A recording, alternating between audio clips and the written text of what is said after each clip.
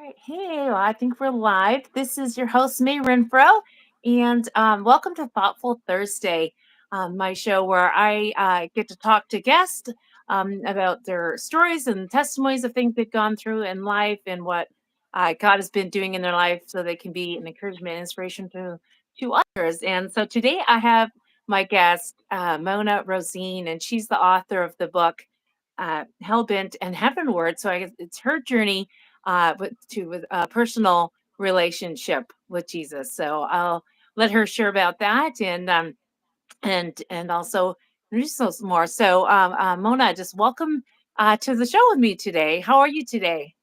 I'm great, May. Thank you so much for having me. I'm really excited to have our conversation today.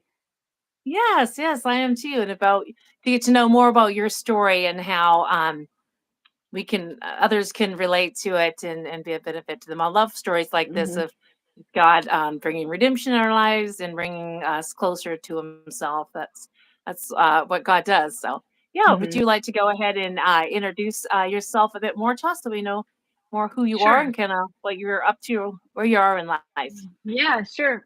Well, my name is Mona Rosene, and I grew up in North Dakota, and I live in Colorado right now. So I enjoy everything of Colorado, all Yeah. the outdoor activities that we have. But more importantly, I grew up with knowing God just through church on Sundays.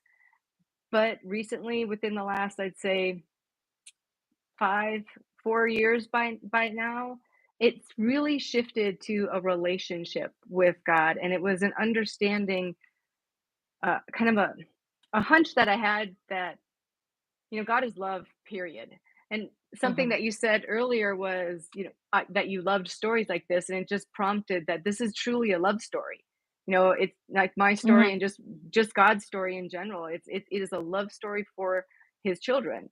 And like, for me, it was difficult to receive that love because I thought it was more of a performance-based type love, and, perhaps that came from growing up in an alcoholic family. I mean, there's a lot of different ways that could have came about, but I'm so Yeah. grateful that over the last few years and as a result writing this book, that my relationship with God has changed to be more along the lines of that love story I think that he created for us.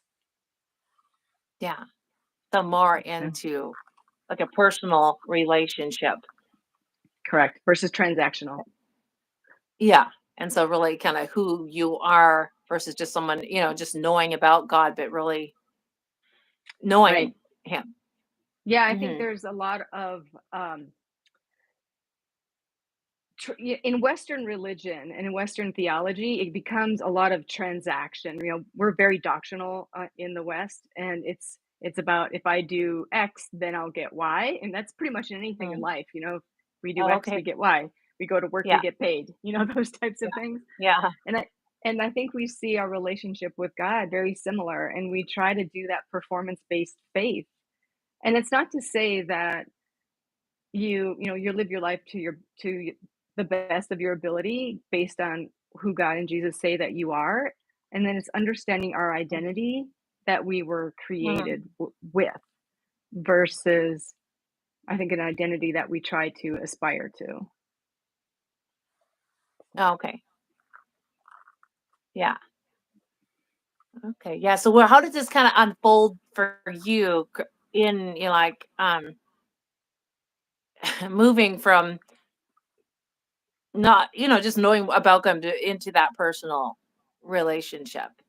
Well, from I was driving from North Dakota back down to Colorado. I had gone home one summer for my parents' anniversary and birthday parties, and driving alone for 12 hours gives you a lot of time to think.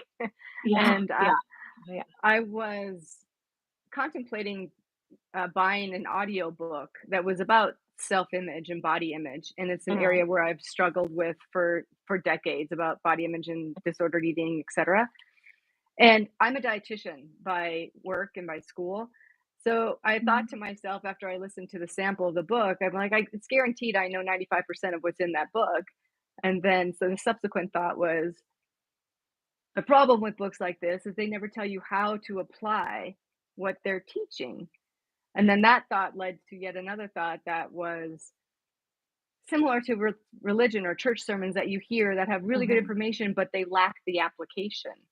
And that was something that I struggled with, sitting in church and listening to a sermon. It's like, okay, well, that's good. How does that apply to today?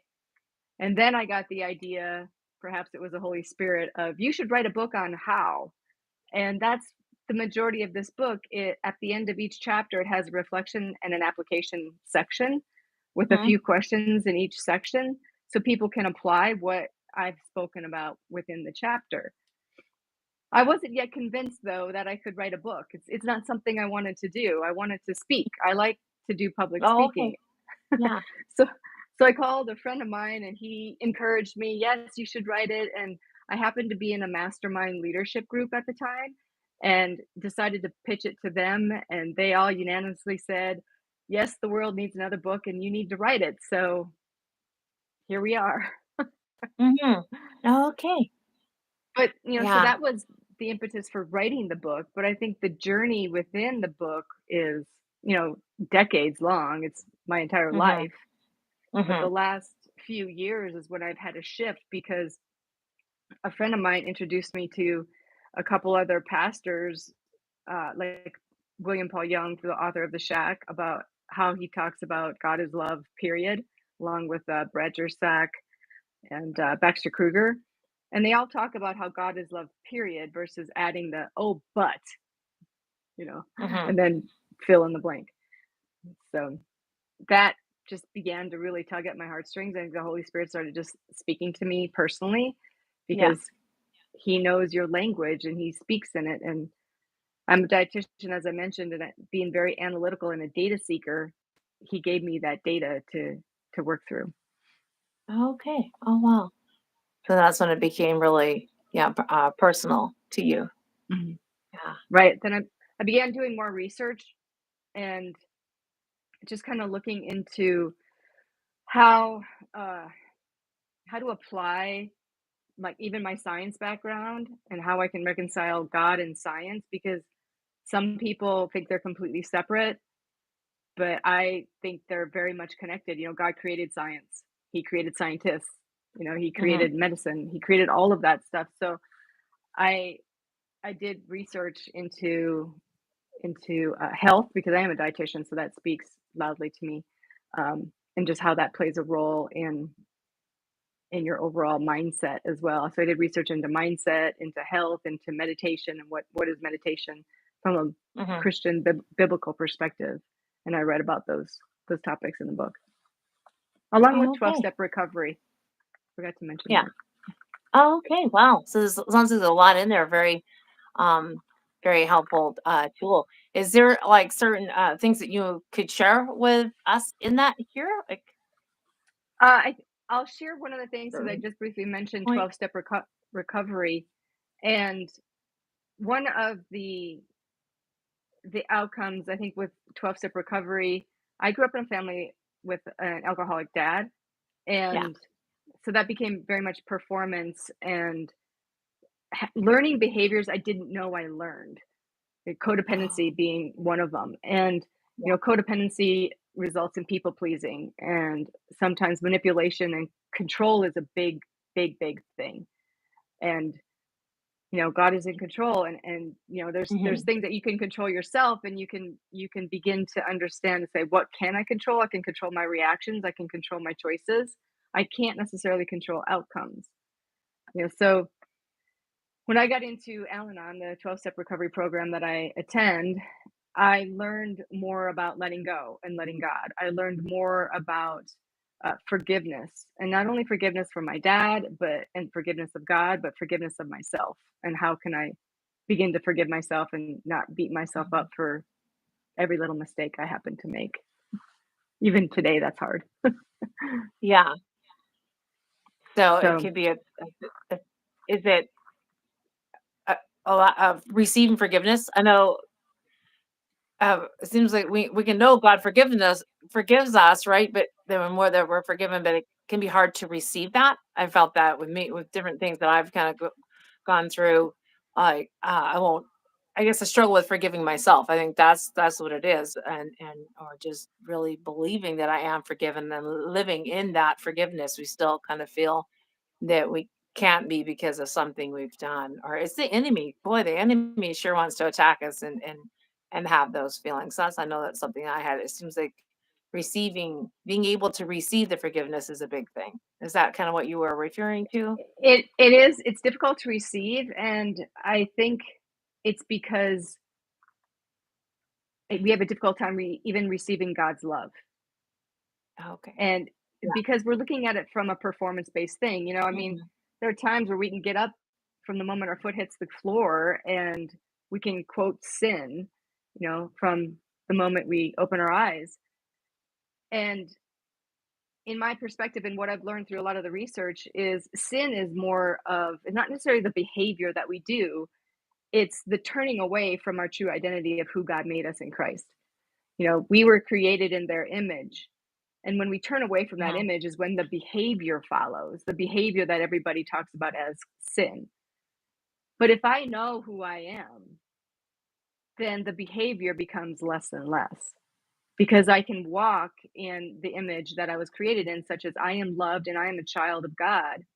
And as a Okay. child Yeah. of God, Yeah. children of God um, are kind, they're forgiving, they're loving to others. Even when we don't agree with others, we also Yeah. set boundaries. That's one thing I think people forget that you can still walk in God's love and walk in His kindness, but there are still healthy boundaries, to Yeah. also put into place. So that's that's one of the things is forgiveness, and then um, from a 12-step recovery program is being aware, and that awareness will lead to all the rest of the freedoms that follow. So, for instance, if I'm aware of some kind of a character defect that I'm doing, then I can pray and ask God, like, will you remove this defect? And I can understand a little bit, like, why am I behaving Mhm. this way versus trying to change it on my own, because then that kind of goes back to the whole control thing as well when we try to control everything. But if we kind of sit back and pray and like, God, show me why I'm behaving in such a way, then he might show you certain things and you begin to heal those Mhm. aspects of your heart, and then that behavior begins to fall away. Okay. For sure, to go to God to have Him help you, I guess, decipher these things. That's the way to say it, but to understand and being in the Word, boy, because there's so much in the Word that just gives us all the answers. All the answers we need is found right there if we would just go to the Word. And a lot of time we go to other sources and stuff. The other sources can help us a certain amount, but it's really He's gave us the answers, and it's right there if we just go to Right. that. Keep Right. going back. And for me, when I read the Bible, I also look at some different translations because there's some translations that are just like, I have no idea what that's saying, you know? Mm, So I'll look at different translations and I'll look words up, like specific words that might be mhm, highlighted, and then try to understand what the true meaning is of that word. And mhm. then how is that applied? And then kind of go Yeah. back between translations. That's been very helpful. Oh, yeah. Yeah, I think it is, yeah, to be able to if it makes it more clear. I've always been a King James girl.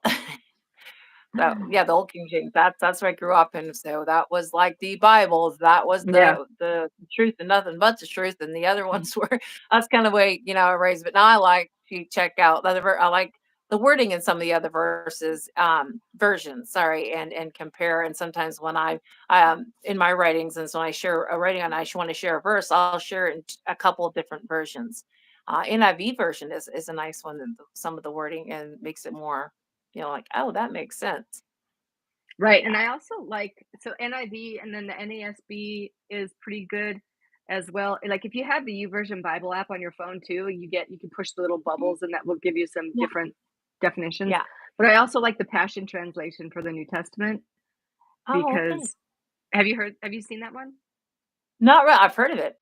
Yeah. Yeah, that's a really goes back to that love story. It's very much Oh, written in a love letter language, yeah, yeah. and redefining the words like in the original language and written using those definitions. So it's not quite as lay, I guess lay. lay written, like the message would be written, but Mhm. almost a little. I want poetry keeps coming to mind. It's like, but it's not as grandiose as poetry. There's some poetry I have no idea what they're saying, but this one is just Yeah. very, very much like a love letter. Oh, okay. Yeah. So Yeah.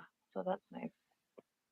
yeah, Yeah. If we got to really be able to understand what we're reading, otherwise we're not gonna want to. I don't know, like, yeah, or really pay attention to it if we don't feel like we're even understanding what we're reading. But we can pray for understanding. That God will give us yeah. that wisdom and that understanding. Yeah. And then we just need to be aware. Again, going back to awareness, I don't know how many times I've prayed for wisdom and understanding. And then it's the next part, at least now, to that prayer for me is open my eyes and open my ears to see you Mhm. and hear you when I'm becoming more aware.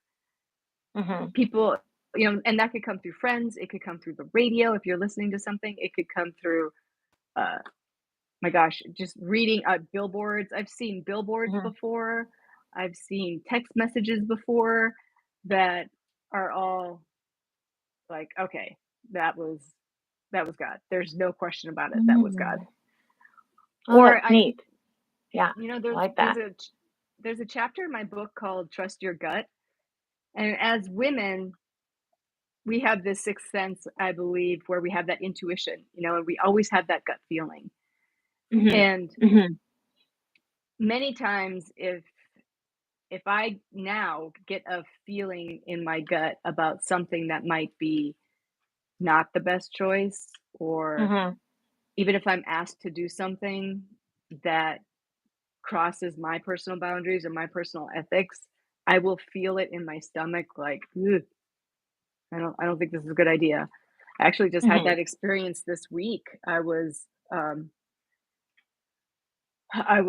on a call with somebody and I was doing some research and I saw some stuff on the internet where I was like, mm, not so sure. So, Mhm. I had to change my mind on some of the conversation I was having. So, you know, he speaks to Yeah. us in the way that we're going to understand. Yeah, for sure. We need to be attuned to it, and um so we don't, I guess, miss those the still small ways that he talks to us. And Hmm. yeah, that's good. And, There's just something I wanted to ask. Here's can you talk, oh no, sorry, how your perspective of God's character changed through the book writing process? If you could kind of share yeah, it was. that. Um, it really began to shift. I was telling you before we started recording that I had put the face of my dad on the face of God.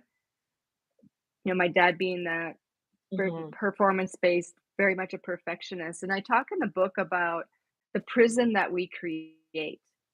We Mm. create these prisons through lies, and the four walls of the prison are four lies. So, for instance, perfection, performance, punishment, and permanence. And and when I my like, way back when, as a younger teenager, etc., young adult, Yeah.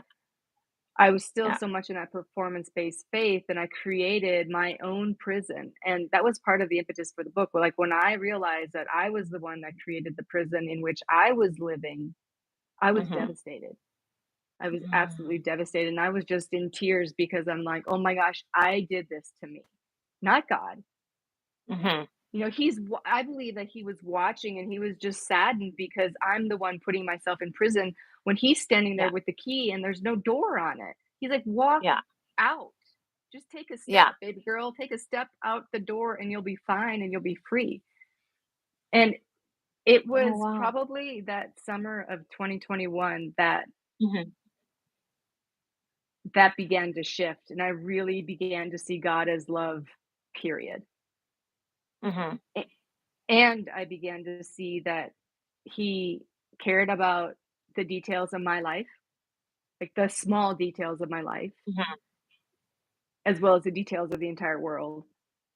Yeah. And he liked me, not just Yeah. loved me, but he actually liked me.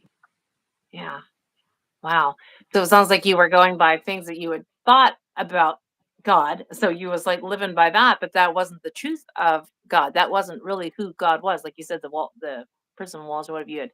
Yeah, because you were just living by what you had built in your mind, and I thought that's what God's like. That's who He is. This is how He's gonna see me when that wasn't true. Hmm. Yep. Oh, wow. Yeah, that can be hard. Can you? I don't know if you've already kind of talked about this, but talk about the reasons we struggle with allowing God to love us. Did we already kind of cover I that, think a or? lot of I think a lot of it is the forgiveness, like not receiving his forgiveness, but first it's not receiving his love, which goes back to the prison that we created. Oh, okay. Yeah. You know, Yeah. so for instance, if he is if we're stuck in the performance based perfectionism, and then as a result of Mm, those two and we don't get it right, he's going to punish us and then we're in this forever, the permanence. It's a cycle. We just continue in that cycle, and until something happens that throws a wrench in that cycle and actually breaks it and kind of opens the door for us and allows us to step out, then we can begin, I think, to open our heart a little bit to mhm, receive his love. And for me, I listened and did a lot of my own research. As I mentioned, as a scientist, I just keep doing that. okay, And yeah, I found different pastors that I follow that really talked about this message of God is love, and referenced the Bible and referenced the passages in the Bible. And I go back and research those passages and be like, oh my gosh, it, it's true. Like yeah, there's just there's no other answer. And now can I yeah, walk in that? And that's the goal right now, is to continue to walk in it. yeah. Oh, wow, So and then you're helping others walk in that and setting them free from that mindset that wasn't healthy, that was built on lies, like, from the enemy. I Yeah, hope so. yeah. It's one of the things that I found out in my journey is that it's work. I can read a book, and everybody can read a self-help book, but if they don't apply what Okay. they're learning, Yeah, then it's just another book. yeah, And that was the main reason that I put the reflection and application sections in the back of my each chapter, because I wanted people to be able to apply it to their everyday life. And those applications are a combination of faith as well as mhm, what I've learned in 12-step recovery. mhm. Yeah, so helping them to put it into practice Mhm. because, yeah, you can read it, but then it's not really gonna help you if you don't act on it and do your part. We really have a role to play in this whole thing with a relationship with God, and it just I'm a little booklet I'm writing about, finding joy, again in your life after going through hard things. It's like we have a role to play when we choose where we choose, to put our minds on the things of God. And there's so many verses that talk about giving thanks and praising them and everything. And when we do that, no wonder why we're told to give thanks in every situation, because when we do that, it just lifts our spirits when we can think on those things and think about the goodness of God and His promises and everything. So, yeah, we have a role to play. And it says that, Right. seek God and And I think the other aspect too is opening ourselves up to be able to have an encounter with God. I I think there are so many times we just walk through life and walk through day to day where we might say our prayers in the morning, we do whatever. But have you ever prayed, I want to have an encounter with you today, God, or mhm, show me how I can have an encounter with you, mhm, or yeah, who can I have an encounter with that will show your love? And sometimes early on when I was writing this, in certain times of my life when I was struggling, like after divorce or uh, significant breakup, on the cover of my book, I actually have it here. There's mhm, sunflowers, which are my yeah. absolute favorite, for Oh, many okay. Oh, reasons. wow. Yeah, They follow the sun, and that just the yeah. SON, we follow the sun. And I Oh, would go out for a wow. walk, and I would see sunflowers everywhere. Yeah. There was one day when I remember I was driving with some friends out for a hike, and was just in a kind of a bummed out mood, and I think I was praying at the time, and I swear within a few houses that we had passed, there was this big sunflower in somebody's yard, and I'm like, "Okay, that's gotta be God." Yeah. So, Oh, that's neat. Yeah, because it's something that has been kind of significant for you, like that God was kind of speaking to you through, yeah, sunflowers. Hmm. Yeah, Yep. I never thought of how the sunflowers always have their head like turned towards the sun, and so that's right. It says when we keep our minds on Jesus, then He'll keep us in perfect peace. But we got to keep our minds there and keep our focus there. Yeah, yeah, it's Hmm. similar, there's a couple of verses that really talk about guarding our hearts and our minds, and that out of it flows the issues of life. So you can see how important it is to guard your mind. And like you said, like you were going, but you had these thoughts in your mind, the way you thought God was, and everything, and then yeah, we really got to guard our minds. Wow. And I don't know about you, but for me, and at least my experience and some of the women that I've talked with is we think a lot. And Yeah, me being very analytical, man, my mind can be on overdrive yeah, most of the day. And if yeah, I don't calm it down, and that's one of the things that I also started doing too, is trying to do some meditation on, there's several different types of Christian meditations that you can do where I fall asleep to those types of meditations. Try to do one of those, at least even a short one in the morning of just a yeah, meditation before I get out of bed, just to try to calm things down in there yeah, yeah. before they start going crazy. Oh wow, to kind of just align things Mhm. to get your focus right. Oh, Mhm. that's good. Yeah. Yeah. Yeah, I know I always when I wake up, I always, at least I remember to think, "Thank you for the new day. Thanks." And just, yeah, I think it's that you have to really start because there can be so many things ready to plague you so quickly. Um, and I Even find 5 at night I'm sorry. Oh, even 5 minutes of, like, when you first wake up, 5 minutes of some deep breathing, Yeah. Okay. and you can just do a short little prayer of whatever it is that you want during that time, but, like, breathe in, hold it, breathe out, hold it for, Okay. Yeah. 4 to 10 cycles and get up. Yeah. Oh, that's good. Yeah, and I was gonna just say, I know at night if I'm awake with my little ones at night, sometimes that's when my brain seems to work better because in the daytime I'm so busy, I don't really have time to think too much, overthink things. But at night when you're laying there, then you're overthinking. Yeah, Mhm. that Yep. how I've been just trying to, just will quote some truths and whatever it is that might be worrying me. Um, Speak the truths over it that I know, in God's word. So. Yep. Uh, For sure. God talks about being focused. You'd mentioned early too about being focused on things of, from love, that are lovely, that are noble, Yeah, etc. That's in yeah, Philippians. And yeah, sometimes, for me, it's like, well, what is lovely right now about this world? It's kind of crazy right now, but oh, okay, it let's is, bring yeah, bring it back a little bit. What is lovely about your day? You've got a warm bed, you've got a house, you've got food, you may even have that's some right.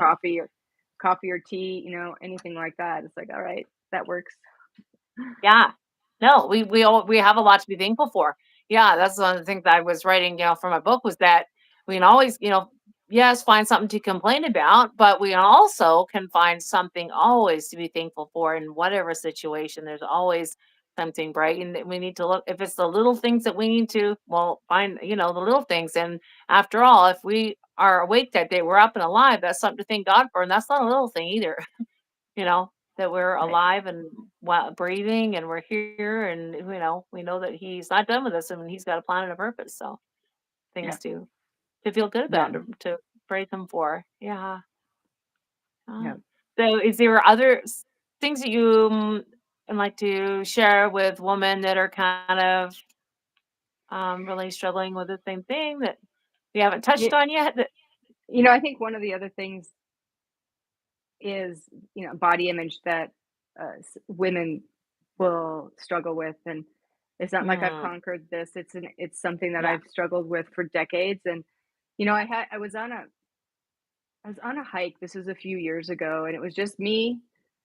And I was praying as I was hiking, and I was praying about trusting God. And He brought in this message that I never thought it was going to go the direction that it was going to Mm, go. For instance, I was praying about trusting Him in relationships, etc. And all of a sudden, there was conversation about my diet, because I've explained briefly I have had eating disorders or disordered eating for decades. And kind of at the pinnacle of that conversation that I was having with Jesus, he's like, "If you can trust me with your diet, love will come." And I'm like, "How do I do that?" Because I am the one that buys my groceries. I am the one that cooks my food and makes the Yeah. choices. As Yeah. a dietitian, I know what to cook, and even during that conversation, I felt Jesus say, "I gave you the job and the career as a dietitian so you didn't and wouldn't have to worry about what you're choosing." Mhm. So the result that I came to was um, thank him, like when I sit down to eat, thank him because I made good choices. I know inherently that I've made good choices. And then just ask God to bless it. Because women, Mhm. we go through all these different stages of life. Oh. I've never had kids, so our bodies change obviously with pregnancy and then Mhm. postpartum. And then I'm in the menopause train right now, and that's a crazy journey. And bodies change Mm. with that. And it's just trying to love yourself through the journey. I think a lot of it too Yeah. is not having such high standards for yourself.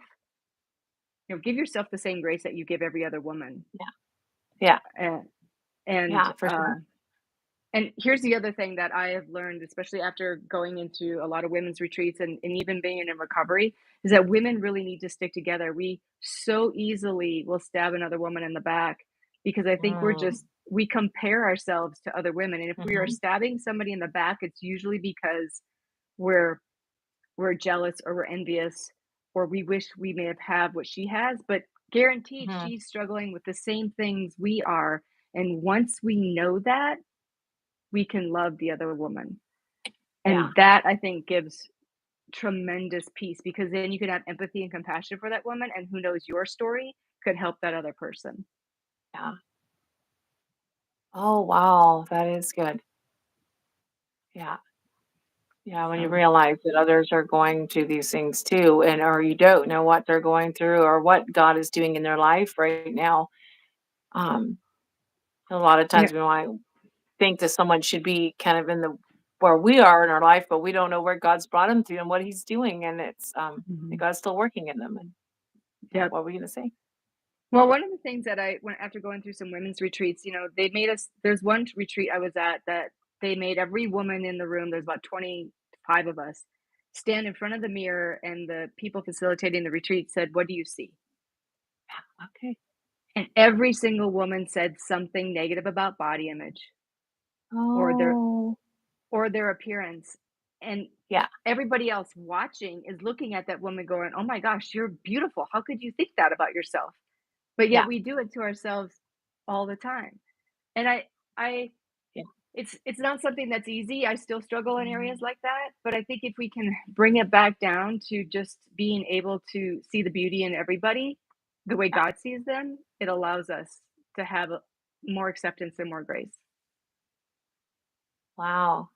Oh, that's good. That was a good way for women to see, what they're doing to themselves, because that's not right. You wouldn't pick on someone else like that, but you do it to yourself. You speak down and look for these negative things.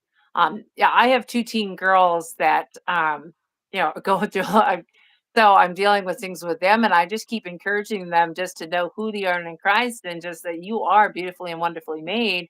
And different times that they'll have maybe been looking in the mirror for so long, and then they find something. I'm like, man, you must spend a lot of time looking to find that wrong thing. I'm like, no one else is going to do that as long as you took down there trying to find. And besides, I'm like, "Well, start looking at other areas of things that you can change in your attitude when you have a bright smile or a bright, have a good positive attitude. That's, Yeah. no one's going to see that, but it's funny what you will do to yourself. Yeah. Mhm. Yeah, I agree. I think it's just it all comes down to love, accepting the love Yeah. story from God and Yeah. then letting it just flow right through you to everybody else. Yeah. Yeah. And to every part of you. Yeah. And then, Mhm. and then to others and Mhm. know, yeah, that you are loved and it's, yeah. And it's, Yeah. don't worry about the body image that the world Mhm. tries to get us thinking that so much of our body image and how we look is it makes who we are and all of that, but it's not. Yeah. Right, yeah, and social media doesn't help because of all the filters and all the influencers that are out there, and, Yeah, people spend so much time scrolling through social media and comparing themselves to a filterized person yeah, on the other yeah. end of the Something you screen. could never measure up to. Mhm. Not Right. realistic. Yeah. Mhm. Yeah, for sure. Yeah. Oh, that's good. So you get to help women in this and a lot you at a lot of retreats and stuff then. And Yeah, I haven't done any I've attended retreats on my own. oh. Haven't Oh, ever okay. I haven't facilitated Oh, retreats, so, yeah. yeah, my prayer and my hope for the book is that it just helps somebody really know that God likes her. Mhm. Mhm. You know, you didn't do anything wrong, and he really likes you, and he cares about all those small little details that you're worrying about. He cares about it. Yeah. Yeah. And the best of your ability, just put it down, put it at the base of the cross where he asked you to put it there, and do your best not to pick it up. Yeah. That's good. Good. Yeah. And the So, more I think we just get filled with his love, the more our focus will come off of these more of the as the earthly things and the outside and just mhm, focus on growing our relationship in God and just want him to show forth in our lives in mhm. every way.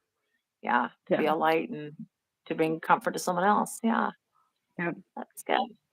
Yeah, Yeah. that's So my hope. where yeah. Okay. So I guess that's kind of the last things that you wanted to share. But where is there any like places or that people can find you that you Yep, are on and then, like for your book and all that? they can go to hellbentandheavenward.com. That's where Okay. my website Your is for my book. website. You can also Okay. find the book on Amazon. So Hellbent and Heavenward. And yeah, I'm also on LinkedIn if people want to connect like via LinkedIn, just my Yeah. first and last name. Facebook, there's a Hellbent and Heavenward Facebook page that they can like. Oh, And okay. Okay. so yeah, those are the places. Okay, good. And I But will put some of your information on the description of this video too, so they can find it and direct them on over. So okay, great. well, I've really enjoyed our conversation, Mona, and all the things that you've been able to share that should really be a help to others that are going through that. And I love, your story and then how God has really brought you to that relationship with Him, and yeah, and now you Yeah, can share with others. So.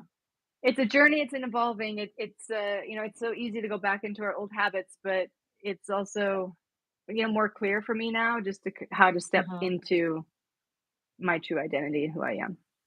Yeah, yeah, So then yeah, that'll affect every area of you. You can be confident and comfortable, yeah, in your skin and who God made you, how He made you, and yep. everything. Yeah, yeah. Hmm. Okay. Well, I really thank you for joining me, and um, so I wish you all the Yeah. best and continues in your book and everything else that you're doing. So Thank you so much, May. I really appreciate your time. okay, okay, thanks, Kate. Take care. Bye bye.